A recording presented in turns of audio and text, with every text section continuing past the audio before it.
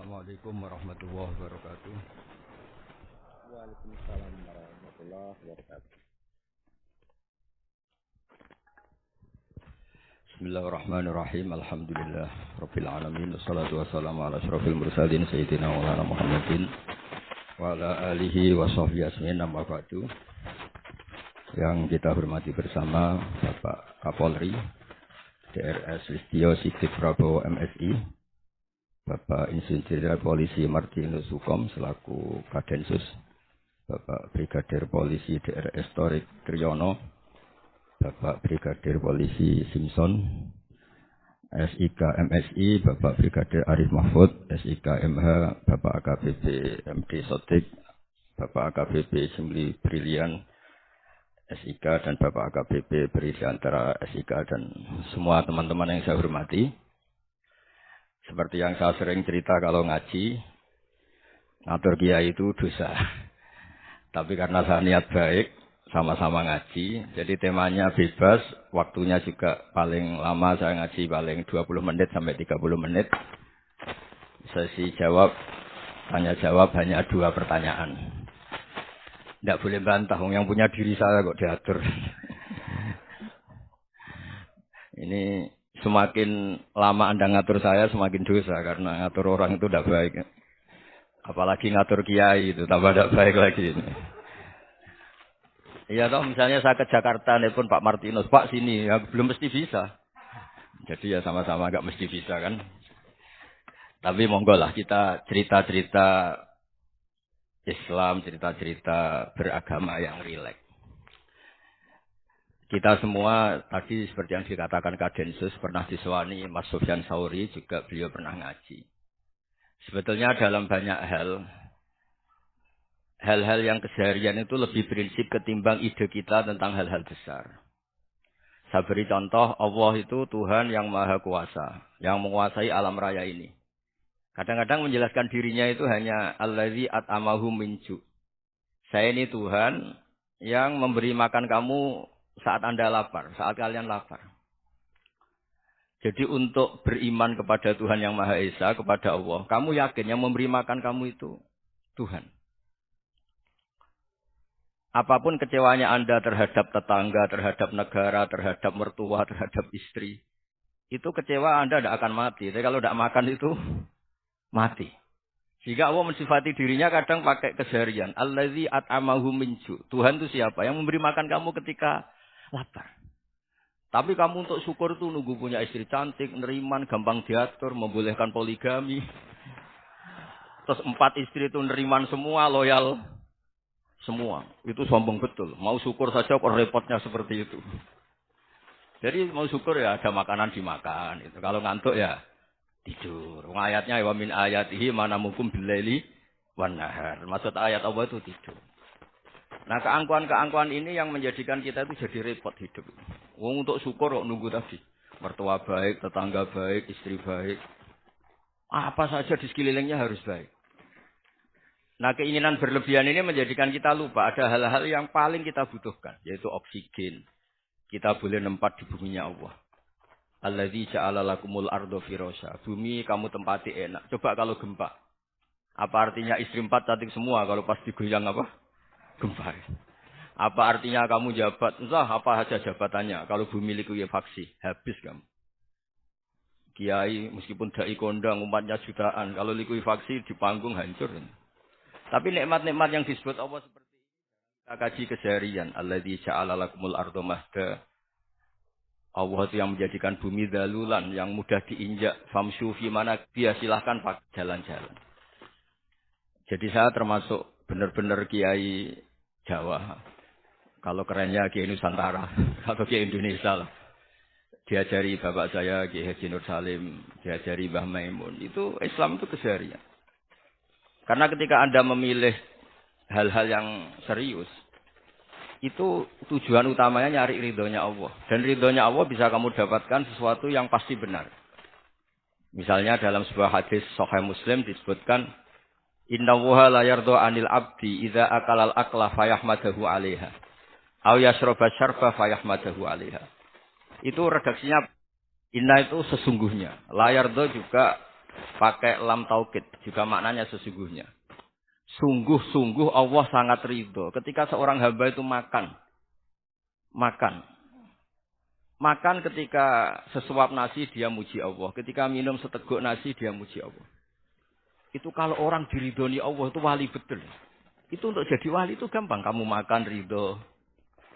Kamu injak buminya Allah ridho seneng. Kamu hidup keseharian aman seneng. Nah ini supaya sampean kita semua lah. Kita semua ngaji. Betapa panduan Rasulullah untuk menggapai ridho Allah itu banyak yang keseharian sekali. Saking kesehariannya banyak dalam hadis dan itu sahih. Nabi menyebut hal-hal yang keseharian. Hatta ma tas'alu fi imra'atika. Kamu punya uang, kemudian istri kamu bisa makan, itu ibadah. Bahkan sebagian ibadah itu dicontohkan Nabi yang akhirnya diprotes sahabat. Yaitu, wa fi buti ahadikum sodakoh. Kamu menggauli istri kamu itu ya sodakoh. Sampai sahabat bilang, yang benar ya Rasulullah. Ayati ahaduna syahwatahu wa huwa lahu ajrun. Masa urusan biologis, urusan syahwat, kemudian dia dapat pahala. Nabi menjawab, alaih salawadu aha fi haramin akana alaihi wisrun. Bagaimana kalau dia meletakkan ke yang tidak benar, itu kan dosa. Nah, hal-hal seperti ini yang saya ingin teman-teman semua lah. Semua. Saya juga agak ingin ngaji demi Anda juga agak ingin. Itu dosa sekali ngaji kok pesanan kelompok tertentu itu enggak boleh. Islam itu untuk semua. Jadi ya cuma karena di depan saya jenengan ya seakan-akan jenengan korbannya. Itu ada ilmunya dalam usul fikih itu. Jadi orang itu harus ngaji usul fikih. Nama yang disebut, mungkin Mas Sufyan masih ingat zaman ngaji usul fikih. Nama yang disebut itu tidak jaminan sebagai prioritas perintah. Jadi misalnya gini, kebetulan yang di depan Nabi itu Abu Dzar. Nabi ya bilang, ya Abu Dzarin ini uhibbuka misalnya. Atau ya Mu'ad ini uhibbuka. Atau ya Abu Hurairah ini uhibbuka misalnya. Banyaklah riwayat yang Nabi nyebut ya Abu Dzarin, ya Mu'ad, ya Abu Hurairah. Kemudian misalnya Nabi meneruskan khitab. Ini uhibbuka. Saya mencintai kamu. Fakul dubur sholatin. Atau sebagian riwayat disebut fala tada'anna dubura kulli sholatin. Allahumma inni ala zikrika wa syukrika wa husni ibadatik. Saya mencintai kamu. Siapa saja. Mu'ad bisa, Budzar bisa siapa. Saya mencintai kamu, mohon kalau habis sholat kamu jangan lupa wiridan Allahumma a'inni ala zikrika wa syukrika wa husni ibadatik. Ya Allah, tolong kami permudah supaya mudah ingat engkau. Anda tidak bisa mentang-mentang. Wong nama saya Parmin. Nama saya Purnomo itu yang diperintahkan Mu'ad. Jadi yang disebut satu, tapi khitab itu untuk siapa saja. Saya teruskan ya. Jadi saya mohon semua kita melakukan kebaikan itu kalau dalam kaidah fikih disebut al-yakin la yuzalu bisyak. Banyak kebaikan yang kebenarannya itu 100%. Tidak punya efek samping ke pihak lain, ke kelompok lain, ke komunitas lain. Jadi tadi misalnya Anda makan dan itu murah sekali, hanya butuh satu piring. Setiap punyaan kamu muji Allah, setiap minum kamu muji Allah. Itu redaksinya Rasulullah SAW disebut Allah sangat ridho ketika seorang hamba makan, kemudian dia memuji Allah. Atau minum, kemudian dia memuji Allah. Logikanya gampang. Negara seperti ini yang kamu harapkan bentuknya kayak apa, mertua, ipar, komunitas, tetangga. Itu nyata terjadi itu kan belum pasti. Sementara yang mesti terjadi adalah kamu butuh makan, kalau tidak mati. Butuh minum, kalau tidak mati. Butuh bumi yang nyaman ditempati, kalau tidak kita juga mati. Sebab itu Allah kalau menyebut nikmatnya itu hal-hal yang keseharian. Allazi at'amahum min ju'. Allah itu siapa? Allah itu yang menciptakan kamu bisa makan. Tidak berlebihan. Allah itu yang menciptakan kondisi sosial itu ideal. Zaman Nabi itu ya ada orang munafik. Orang-orang pilihan Allah itu juga diuji orang sekelilingnya yang macam-macam. Semua diuji sesuai konteks zaman dan waktu. Nah, tapi ada ibadah-ibadah yang selalu disarankan Nabi. Sampai Nabi itu pernah ditanya, ayul Islam ya khairun ya Rasulullah, Islam terbaik itu gimana? Jawaban Nabi itu unik. It'amu to'am. Islam terbaik itu ya makan-makan, jangan santai-santai. Ketika Allah menyebut beberapa kebaikan, falak tahamal aqobah, wa ma adrokan apa? Mal aqobah. Terusannya apa? Fakku rokobah. Terusannya apa? Au it'amun fiyaumin di masubah. Ya itu acara makan-makan itu juga Islam. Kenapa? Ya bayangkan kalau tidak ada makanan, kita mati kan? Kondisi sosial tidak ideal itu Anda masih tidak apa-apa. Tapi kalau Anda tidak makan, Anda tidak minum, Kamu punya istri cerewet masih bisa hidup, punya mertua cerewet masih bisa hidup. Tapi kalau tidak makan bisa mati. Berarti penting mana istri sama makan? Penting mana? Makan. Semoga istri Anda dengar. Nanti kamu disuruh makan tapi pulang deh. Itu kalau dibahasakan makan masih memahami. Penting mana nasi satu piring dengan istri. Nggak ada nasi mati, nggak ada istri belum mati. Penting mana? Gak berani jauh kan? Nah, ternyata Anda ada garang kan di depan istri. Jadi saya mohonlah, mungkin Mas Sufyan Sauri tadi yang bisa bantulah. Teman-teman tuh ngaji yang keseharian saja. Karena kita nyari ridho Allah itu berdasar firman Allah. Dan firman Allah itu menyebut keseharian tuh riang, gampang. Itu tadi misalnya wa min ayatihi manamukum billaili wan nahar. Termasuk ayat-ayat Allah itu kamu tidur. Maka dulu itu ada guyonan, ada tokoh Mu'tazilah, kelompok dalam Islam yang berpikir manusia itu bisa menentukan ikhtiarnya sendiri. Karena saya bisa duduk, ingin berdiri, berdiri. Karena kelompok ini nggak terima kalau semua kehendak Allah, nanti bagaimana kalau semua kehendak Allah kok ada hisab ya, ada sanksi. Lucunya itu dia akhirnya ini cerita mencintai seorang perempuan cantik sekali. Dan itu dia menjadi ahli sunnah itu oleh hal-hal yang sepele. Karena istrinya cantik, ya namanya suami istri hubungan intim. Terus ditanya, Mas, masih ingin lagi? Masih. Silahkan diulang lagi. Wah ya tidak bisa. Katanya manusia bisa menentukan yang diinginkan. Itu tobat itu. Itu nggak bisa ditobatkan Mas Sufyan Ats-Tsauri. Orang cantik yang mudah nobatkan orang itu orang cantik. Segampang itu. Akhirnya kita tahu. Makanya kalau dalam kitab hikam itu disebut al-aqil mayyakul madza yaf'alu wa hubi wal ghafil mayyakul madza af'al. Orang yang punya akal karena sadar ini wilayah Allah, semua milik Tuhan. Itu dia setiap hari berpikir, besok Allah akan melakukan apa terhadap dunia ini. Kamu merencanakan suatu mau plesir ternyata gempa.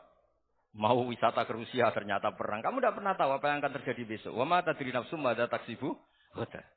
Tapi Anda semua kita ini sering punya jadwal permanen. Makanya saya kalau diundang siapa saja, sana takdir. Yang jelas Gus ini acara penting. Ya masih acara penting nak pangeran nang ngersakno apa piye? Kowe ape dadi pangeran ya, kamu kok mau jadi Tuhan. Itu kadang ya kiai gitu. Penting Gus acara ini jenengan harus memastikan bisa. Loh kamu itu yang ngajarin tauhid, sesuatu itu biadillah kok bilang-bilang apa pasti. Kalau maksa terus tak tobatkan loh kamu kata. Ya kalau gitu Gus bilang insyaallah. Wah itu hati saya, fisik saya, roh saya sudah bilang insya Allah. Tidak usah kamu latih kata saya.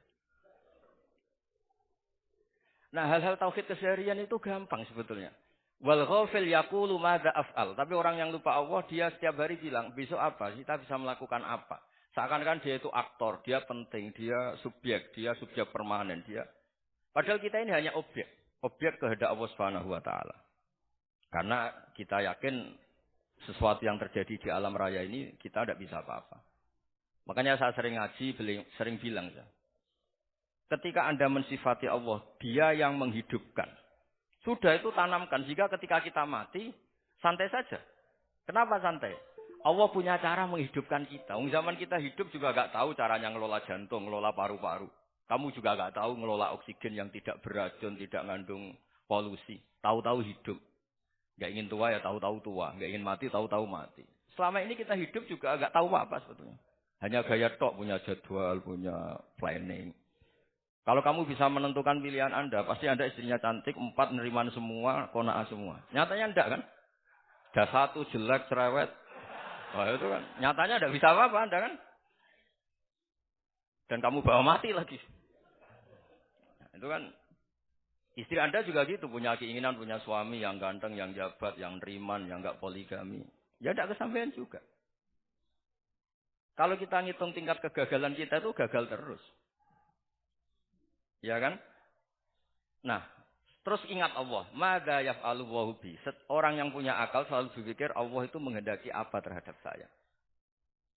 Lalu sama-sama orang gitu.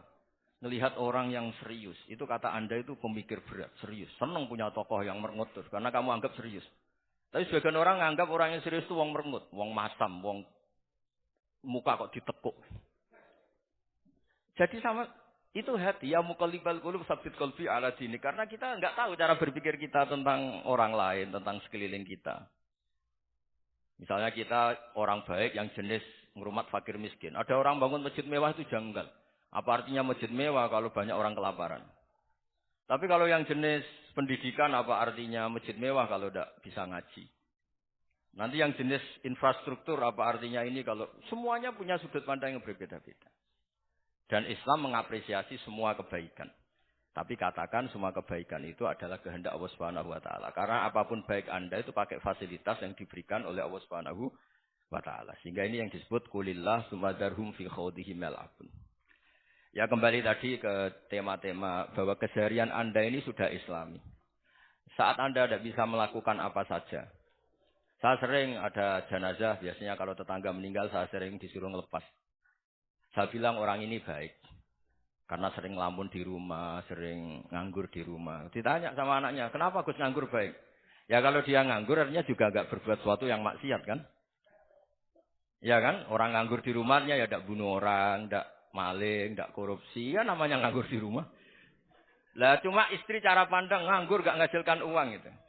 Tapi juga enggak menghasilkan kriminal kan? Jadi sebenarnya Islam itu makanya kalau sampai ngaji usul fikih itu ada kitab usul fikih namanya Lubul Usul, itu terkenal sekali di pesantren itu. Itu kalau ngapresiasi keseharian itu luar biasa.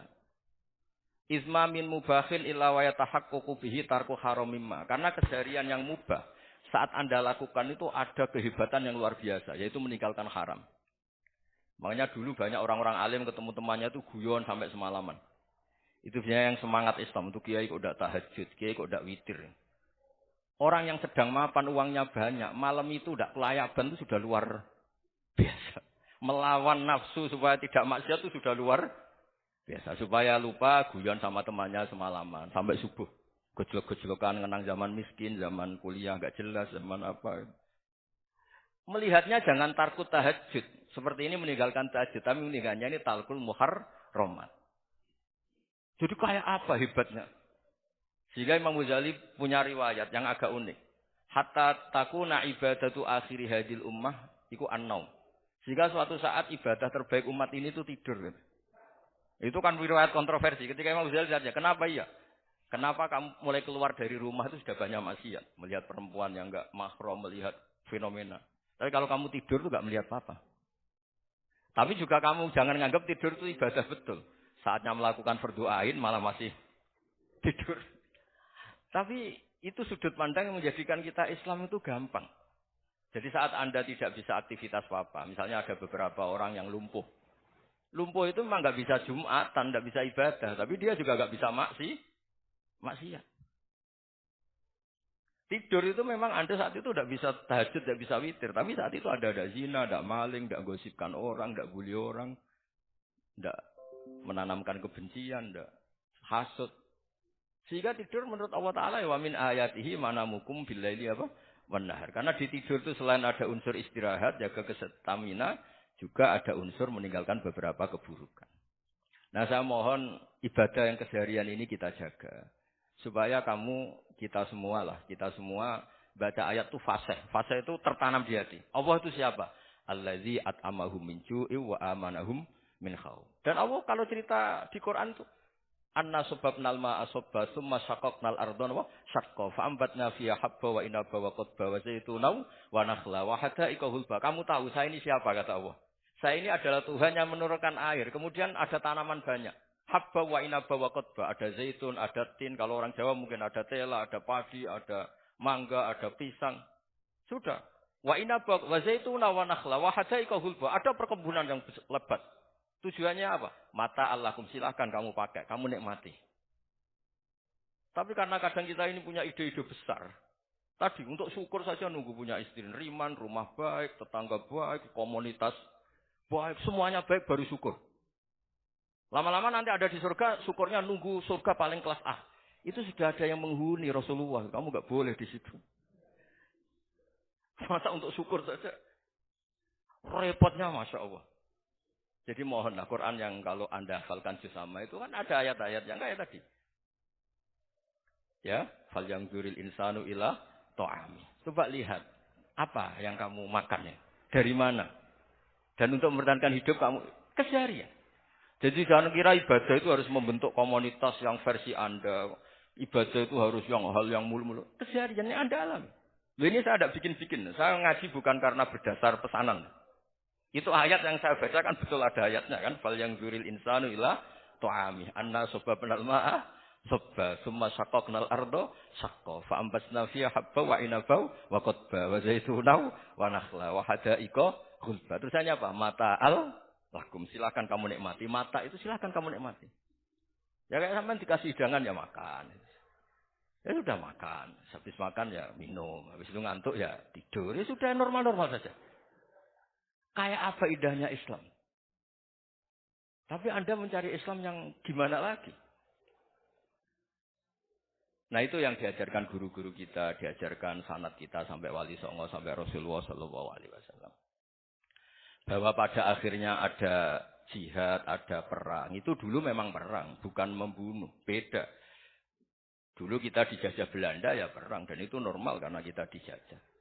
Jadi ketika orang lain ingin baik sama kita, wa in ahadum minal musyrikin astajaroka ya fa'ajirhu hatta yasma'a kalam Allah. Kalau mereka ingin baik ya kita baik. Makanya ada istilah musta'man, mu'ahad. Kalau mereka ingin damai, berdampingan dengan kemajmukan ya itu yang lebih baik. Karena memang Islam menghormati proses perdamaian. Wa in janahu nawa lisalmi ya fajnah lah. Kalau ingin damai ya kita harus damai. Jadi, andai kan dulu Belanda datang ke Indonesia kok minta besanan. Ya mungkin kita juga senang karena memperbaiki hidung kan kalau minta besanan gitu. Nah tapi wong jajah dulu itu kan masalah kan? Apa? Masalah kan? Jadi saya mohon ya, jadi apa ya? Saya tadi minta sama Bapak Kadensus kemarin juga pernah main ke saya. Jangan sering ketemu saya ini sudah uzlah, saya ini sudah mau daftar jadi resi. Saya itu kemarin di muktamar juga agak datang, acara di Jogja juga sudah. Karena memang keluarga saya dulu itu bahasa saya, bapaknya bapak saya itu enggak keluar rumah itu puluhan tahun, memang punya adat uzlah. Ya makanya ngaji saya ngaji aja yang gampang-gampang aja, yang enggak orderan, enggak pesenan ngaji aja yang gampang. Saya ikhlas, yakin betul saya ikhlas. Ikhlas itu menurut saya itu roh. Orang enggak ikhlas menurut saya itu orang aneh. Ikhlas itu gampang, sudah saya bilang. Kalau kamu yakin ilmu itu milik Allah, ngasihkan juga ikhlas itu milik Allah. Apa sih yang kamu punyai sehingga kamu udah ikhlas? Uang milik Allah, energi kita milik Allah, bumi milik Allah. Kemudian kamu merasa memiliki. Merasa memiliki itu kalau dalam ilmu tasawuf sudah kesalahan kan. Bagaimana Anda punya? Coba tahu-tahu tanah itu kok milik Anda. Karena saya beli, saya beli dari orang, dari Zaid. Padahal yang asli punya itu Allah. Apa benar kamu pernah beli sama Allah? Zaid ini pemilik nisbi, pemilik yang enggak sebenarnya kan. Ya enggak? Yang benar-benar pemilik itu Allah. Kok kamu ngerasa itu bumi kamu itu atas nama apa? Milik kan harus beli atau dikasih. Enggak semua kan?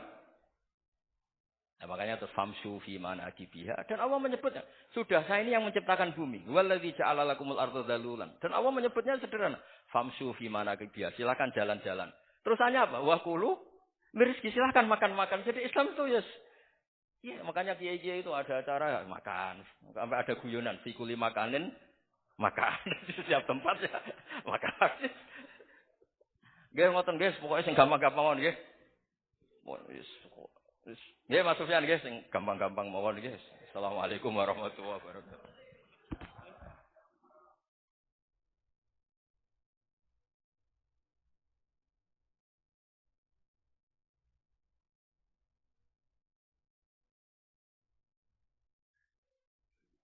Hadirin yang berbahagia, untuk sesi selanjutnya yaitu tanya jawab, kami persilahkan dengan 2 pertanyaan. Ya, terima kasih.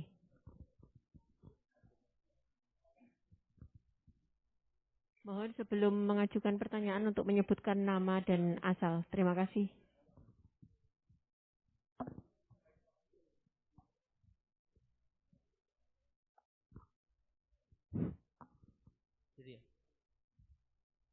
Bismillah, Assalamualaikum warahmatullahi wabarakatuh. Yang saya hormati Bapak-Bapak yang ada di depan, terutama Bapak Kiai Gus Baha. Perkenalkan, nama saya Imran. asal dari Poso, Sulawesi Tengah. Alhamdulillah pada kesempatan hari ini kita diberikan nikmat oleh Allah untuk bisa bertemu dengan Bapak Kiai yang mungkin secara pribadi dan mewakili mungkin perasaan teman-teman semua di sini. Ada kerinduan, keinginan untuk berjumpa langsung dengan Kiai, dan alhamdulillah terlaksana dengan berkat artinya dari Allah Subhanahu wa taala melalui bapak-bapak kita dari Densus bisa memfasilitasi. Pak Kiai, yang pertanyaan saya, kita ini kan teman-teman ini bahasanya ex napiter, pernah masuk dalam kesalahan kebencian terhadap negara. Bahkan di antara kita ini ingin membentuk negara sendiri. Ya kan? Apalagi kami dari Poso terutama MIT, Mujahidin Indonesia Timur, itu pengen bentuk komunitas bahkan negara di Poso. Gitu loh. Artinya ada kebencian-kebencian. Nah, bagaimana?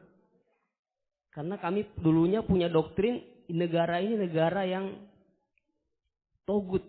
Gitu loh.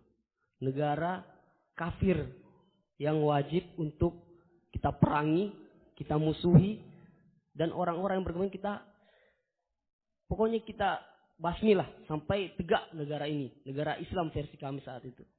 Nah, mungkin ada pesan atau ujangan nasihat untuk kami ini untuk semakin kuat, ataupun ada kisah-kisah ataupun ayat-ayat yang menjelaskan bagaimana kita itu harus sungguh-sungguh mencintai negara kita yang kita cintai ini.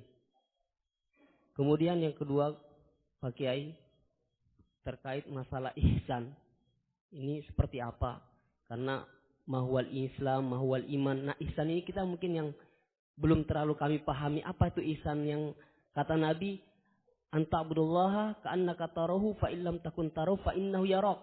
Mungkin ada penjelasannya, Pak Kiai, Gus. Mungkin hanya ini yang dapat saya sampaikan. Assalamualaikum warahmatullahi wabarakatuh.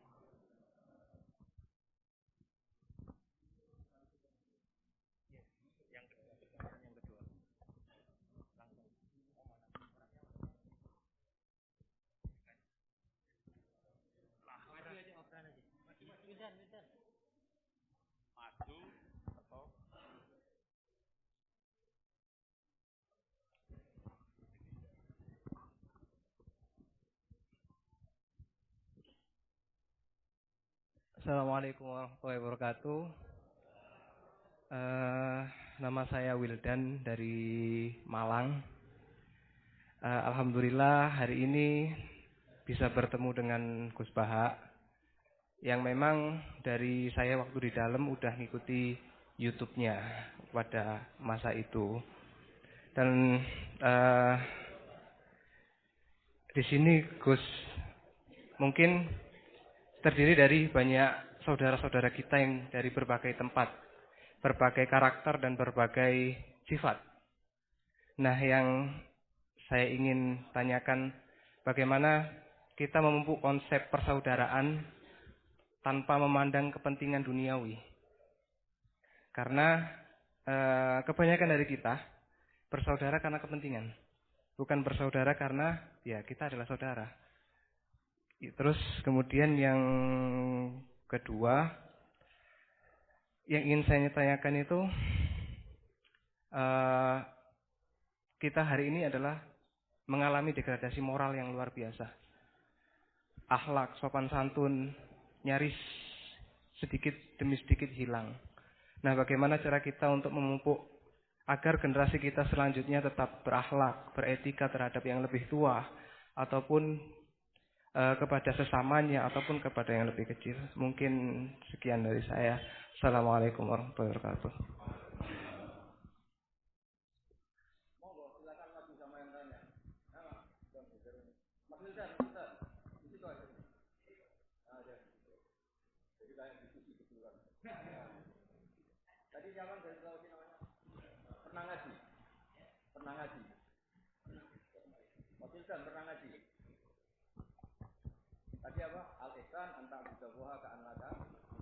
Coba diulang lagi. Al-ihsan. Al-ihsan Anta ta'budallaha ka'annaka tarahu fa illam takun tarahu fa innahu yaraka. Oh ya bagus masih bisa dibenarkan. Ya, bagus masih ingat. Namanya siapa tadi? Imran. Ya. Memang orang sana kalau baca Imran, apa Imron gitu. Dari sana Bugis Imran, jadi orang sana nggak pakai ro. Kalau Pakai- orang ro, jadi pakai ra. Kalau ainnya Ain pakai ain. berarti apa? Imron gitu. Ya kalau sana tulisan KTP Imran. Imran. Apa bacanya orang-orang Sulawesi? Apa? Imran. Bismillahirrahmanirrahim. Ya yang rileks saja ya. Saya pernah ketemu orang yang pakaiannya itu enggak. Mungkin kalau orang syariat bilang enggak syar'i lah. Pakai pakaian yang tidak syar'i. Tapi dia muslimah, dia ke masjid. Saya ditanya sama seseorang, Gus kok sama orang gitu mau bertemu gitu. Karena terus saya bilang, kenapa? Dia pakaiannya tidak islami. Gitu. Oke, dia tidak pakaian islami itu nyata. Tapi dia ke masjid itu islami. Tetap sholat itu islami. Ketika dia ingin sholat dan tetap sholatnya pakai takbir, pakai rukuk, pakai sujud itu islami. Wong setelah di masjid ya pakai mukena, pakai. Kalau sama-sama nyata, Anda kan boleh ngingat sama-sama yang fakta. Gitu. Dia punya kesalahan dalam berpakaian, dia punya kebenaran dalam sujud, dalam rukuk, dalam ibadah. Dan itu tradisi Quran. Quran ya cerita fama ya'mal mithqala dzarratin khairan yarah wa may ya'mal mithqala dzarratin syarran yarah. Apa susahnya sih ingat dua-dua sisi itu? Sama bernegara atau bertetangga. Kita bayangkan jangan bernegara dulu, terlalu luas, bertetangga saja. Ukuran. Karena nanti sama, bernegara sama bertetangga itu hadisnya sama. Kita di kampung itu ya ada masjid dan orang-orang yang enggak sholat juga nyumbang masjid. Bahkan ada yang nyumbang masjid banyak terus tidak sholat. Karena keramik saya sudah sholat katanya. Saya pernah ketemu orang model gitu itu ya ada. Jadi, tapi ada juga yang sholat terus tapi nggak pernah nyumbang masjid. Ya orang banyak. Intinya itu Allah itu punya tradisi, punya sunnatullah. Kebaikan ya dihitung, kejelekan juga dihitung. Dulu ketika Rasulullah SAW hidup bersama komunitas yang majmu', itu sebetulnya permintaannya Nabi jangan halangi kami saat mau beribadah. Dulu sampai perang karena mereka menghalangi. Sebenarnya problem mereka wa yasudduna an sabilillah, menghalangi. Sebenarnya kalau dulu saling toleransi ya enggak ada masalah. Artinya ketika Anda ingin sholat di Indonesia enggak dihalangi, ingin pengajian enggak dihalangi, sebenarnya ini enggak ada masalah. Ya, soal ada kebaikan, ada keburukan ya mulai Nabi Adam sampai sekarang sampai kiamat. Itu cara pandang. Jadi cara pandang kita terhadap orang lain itu harus hal-hal yang nyata. Kalau kesalahan mereka nyata, kebaikan mereka juga nyata. Kenapa kita hanya ingat sisi yang jelek, tidak ingat sisi yang baik? Saya sering cerita ke santri-santri saya, bahwa setiap saya pengajian diundang orang di mana-mana itu saya mesti istighfar. Karena nggak ada pilihan. Saat saya datang ke pengajian di Sulawesi, misalnya saya tinggal ngaji di sini. Saat saya ngaji di sini, ninggal undangan yang di sana. Hidup itu tidak banyak pilihan. Meninggalkan kebaikan, melakukan kebaikan. Artinya gini, dalam kebaikan saja ada kebaikan yang ditinggalkan. Apalagi dalam kejelekan. Makanya di sini ada pepatah terkenal dalam ilmu tasawuf itu. Wastighfaruna yahtaju ilal istighfar. Saat Anda baik saja butuh istighfar. Bapak saya kalau guyon gini, Mas Sofyan. Ada imam istiqomah jadi imam masjid. Sampai tua, sampai batuk-batuk. Itu bagus istiqomah.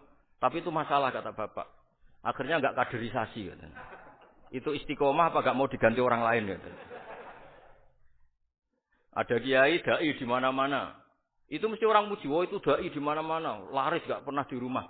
Pondoknya pasti bubar itu. Karena ditinggal. Jadi kebaikan. Seperti ada orang sering sowan kiai. Wah itu malah lebih masalah lagi kan. Kadang kiainya pasti istirahat. Yang disalamkan template uang jatah susu anaknya. Hari itu waya tagihan malah lari sowan kiai. Nah, harusnya di rumah ada berdoain tagihan listrik atau apa. Jadi makanya di Hikam itu terkenal kata-kata. Manusia itu siapa? Manusia itu mangkanat mahasinuhu masawiyah. Fakih falatakunu masawihi masawiyah. Manusia itu orang ketika baik saja salah, apalagi pas salah. Coba saya misalnya pidato begini, di atas panggung saya orang alim pidato nasihati orang. Di saat yang sama seperti yang tanya Mas Wildan tadi, ada agak sopannya. Di situ ada mungkin orang yang lebih sepuh timbang saya. Masa lebih muda kok di atas? Yang di bawah lebih tua? Ada agak sopannya. Mau nggak pidato disuruh, mau di atas disuruh, nggak sopan sama yang. Tapi misalnya yang paling sepuh pidato, nggak pernah ngaji kok pidato, terus gimana? Artinya ketika kita baik saja ada salahnya, apalagi pas salah. Sebab itu ajaran Rasulullah itu suruh berdoa Rabbana dzalamna anfusana. Sebelum minta itu merasa, ya Allah kita ini mendolimi diri kita sendiri. Karena dalam pilihan-pilihan itu pasti ada salahnya. Coba misalnya Anda bangun masjid habis 2 miliar. Yang harusnya 1 miliar sudah jadi. Terus nanti suatu saat ketemu Allah ditanya. Itu ada orang miskin, fakir miskin, yatim. Andai kan kamu sumbang 1 miliar itu sejahtera semua. Gara-gara kamu bangun masjid terlalu mewah. Ya tapi kadang-kadang orang kebaikannya itu orientasinya bangun masjid, gak tertarik nyumbang fakir. Saat itu cara berpikir gitu mau apa? Tapi kalau dia mau luhur manusia terbaik karena bangun masjid 2 miliar, coba diaudit secara kepentingan syar'i. Penting mana dengan ngasih makan fakir miskin? Penting mana dengan menikahkan janda misalnya? Penting mana dengan pendidikan? Apa artinya masjid mewah orang nggak tahu halal haram, nggak tahu najis, nggak tahu cara sesuci, nggak tahu cara azan yang benar. Terus penting mana untuk beli kitab sama dipakai masjid? Apa artinya beli kitab apa tapi nggak makan? Penting mana makan sama beli kitab? Ada auditnya. Makanya manusia itu ketika baik pun disuruh istighfar. Apalagi ketika salah. Nah dengan perasaan seperti itu kebencian pada orang lain luluh. Karena potensi baik pada orang lain ternyata tinggi. Dan potensi salah ke kita juga tinggi. Nah dilatih gitu. Jadi di Ihya itu ada kitab tawaduk. Kitab tawaduk itu dilatih. Ketemu orang tua. Gua aksaru ibadatan. Dia mesti ibadahnya lebih banyak. Karena lebih tua timbang saya. Pasti sholatnya lebih lama timbang saya. Ketika Anda sudah tua melihat anak-anak. Gua aqallu minni maksiatan. Mesti maksiatnya tidak banyak. Karena masih kecil. Terus ketika melihat orang fasik. Maksiat. La'allahu yatubu alaih. Fa innallaha tawwabur rahim. Mungkin Allah memberi tobat. Bisa saja. Umar itu ingin bunuh Nabi, tapi Allah memberi tobat. Yang sowan kiai saja tidak mesti dapat tobat. Umar ingin bunuh Nabi, tapi Allah memberi tobat. Akhirnya ya tobat jadi Islam yang baik. Dalam sejarah Wali Songo, Kalijogo sowan Sunan Bonang itu ingin garong, tapi malah jadi muridnya jadi wali. Kalau Allah sudah menghendaki tidak ada ya. Perang Uhud orang Islam kalah itu karena panglimanya siapa? Khalid bin Walid. Tapi dia malah yang dapat hidayah. Nah, sama orang yang sekarang Anda benci bisa saja Allah merencanakan ada apa? Hidayah di situ. Dan kita yang merasa benar jangan saja ada rencana Allah bikin kita su'ul khotimah. Na'udzubillah min dzalik kan enggak pernah tahu. Nah, dari tidak pernah tahu itu orang diusahakan tawadhu. Wa ma adri ma yuf'alu bi wala bikum. Kita tidak pernah tahu. Makanya meskipun saya ini kiai terus kata orang banyak itu ketok. Kalau istighfar ya nangis betul ya. Cuma kan enggak perlu di depan umum. Nanti ada penampilan kan ribet kan nantinya. Sudah nangis, gak ikhlas, gak mutu. Ya gitu ya. Yang Mas Wildan tadi, apa pertanyaannya? Diulang. Selain masalah akhlak tadi. Tentang bagaimana cara kita bersaudara tanpa memandang kepentingan duniawi. Nah, ya makanya tadi saya bilang, bernegara itu pakai hadis. Misalnya Nabi pernah ngendikan, kamu itu punya 3 tetangga. Yang satu punya 3 hak. Yaitu dia tetangga kamu, dia seagama kamu, dia sesaudara kamu. Jadi ada 3 hubungan. Seagama, sesaudara, dan tadi apa? Dia tetangga kamu, dia seagama dengan kamu, dia masih kerabat kamu. Terus ada tetangga yang punya 2 hak. Yaitu dia tetanggamu, seagama dengan kamu, tapi tidak sekeluarga dengan kamu. Terus ada tetangga yang punya 1 hak. Dia tidak keluarga kamu, dia tidak seagama dengan kamu, tapi tetap punya hak karena itu tetangga kamu. Dan itu kata Nabi semuanya berhak kamu baikin karena ada hakul jar. Makanya dulu doa adzabil qabri itu ceritanya sederhana. Ada seorang perempuan Yahudiyah, sowan Sayyidah Aisyah. Kalau sowan ya dikasih uang sama Sayyidah Aisyah. Padahal Yahudiyah. Ketika dikasih uang, terus si Yahudiyah tadi, semoga engkau diselamatkan dari siksa kubur. Zaman itu Sayyidah Aisyah belum dengar hadis tentang siksa kubur. Setelah Rasulullah datang, saya tadi diminta didoain, tidak saya terima karena saya enggak percaya. Terus Nabi ngendikan itu benar adanya siksa kubur. Ketika komunitas Yahudi di Madinah itu puasa Asyura, Nabi coba tanyakan mereka, kenapa puasa Asyura? Padahal orang Yahudi. Oh, terus setelah ditanya, Yaumun najjawahu fihi Musa, itu hari di mana Allah menyelamatkan Nabi Musa, kata orang Yahudi. Terus kata Rasulullah, nahnu ahaqqu bi Musa, saya juga berhak menghormati Musa. Kemudian Nabi puasa. Suatu saat lagi ada orang Yahudi datang, ya Rasulullah, ya Muhammad, manggilnya ya Abul Qasim, karena orang Yahudi, ya Abul Qasim, nanti nasib langit bumi ini di mana? Manusia yang sudah mati-mati di mana ketika bumi dihancurkan? Mayat-mayat yang sudah di kuburan di mana? Terus orang Yahudi tadi bilang, innallaha wadu'as samawati ala zih wal aradina ala zih. Soalnya Allah itu bisa saja mengelola langit bumi yang sudah hancur gini-gini. Nabi itu tertawa-tawa. Dalam sebuah riwayat disebut hatta badat nawajidu. Tertawanya Nabi itu lepas sampai giginya kelihatan. Kata rawinya tasdiqan liqaulil khabri, karena Nabi membenarkan orang Yahudi tadi. Jadi intinya dalam banyak hal itu ya dicari kesamaan. Makanya kalau interaksi dengan kelompok lain kata Nabi la tusaddiquhum wa la tukadzibuhum. Kamu jangan mengiyakan juga jangan menolak. Kamu tolak jangan-jangan pas yang sama dengan ajaran kita. Kamu benarkan jangan-jangan yang tidak sama. Ya sudah, kalau enggak sependapat ya jangan ngambil sikap. Nah, itu juga yang dipraktikkan Rasulullah SAW. Nabi yaqumu lailatan yuraddidu hadil ayat. Nabi pernah sholat 1 rakaat hanya ngulang 1 ayat. Itu aja gak selesai. Yaitu ngulang-ngulang ayat. Fa'aqulu kama qalal abdus sholeh in tu'adzibhum fa innahum ibaduk wa in taghfir lahum fa innaka antal azizul hakim. Pun Gusti kula nyerah. Semua ini hamba jenengan, monggo jenengan napakno sing duwe jenengan. Intinya itu ini wilayah jenengan ndak wilayah saya. Nah, kadang-kadang kita sebagai manusia itu jumawa seakan-akan itu wilayah kita. Kita nyiksa terserah kita, mengampuni ya terserah kita. Padahal tidak milik kita. Dunia ini milik Allah Subhanahu wa taala. Makanya yang terakhir saya ijazah bapak. Bapak saya itu orang hafal Quran, alim tapi lucu, senengannya guyon. Kalau ngajarkan saya tauhid, tasawuf itu gampang. Hak, kamu punya tetangga, punya Innova. Terus kamu berpikir, kamu miskin berpikir. Itu pajaknya aja berapa? Kalau bannya sudah halus, itu gantinya kayak apa? Kalau rusak kayak apa? Terus kata bapak, orang melok duwe kok mikir, udah ikut punya kok mikir. Terus coba kamu nggak ikut punya Alphard, terus saya mikir, wah itu pajaknya berapa? Pak Martinus bisa dipakai beli motor kan? Pajaknya apa? Alphard ini. Oh nggak ikut punya kok. Nah, dunia itu rawekmu, mbok pikir lah apa ono sing duwe. Maksudnya itu, dunia itu milik Allah, apa kamu pikir itu milik yang punya gitu. Nah, itu yang dimaksud dalam ilmu tasawuf, da'it tadbir fama qoma fi ghairuk la tuqim bihi nafsak. Sudah kamu enggak usah ikut campur, itu wilayahnya Allah kata. Wong enggak ikut punya kok ikut mikir. Anda benci orang, benci sekali karena dia tauhid misalnya. Jangan-jangan Allah punya rencana memberi hidayah dia.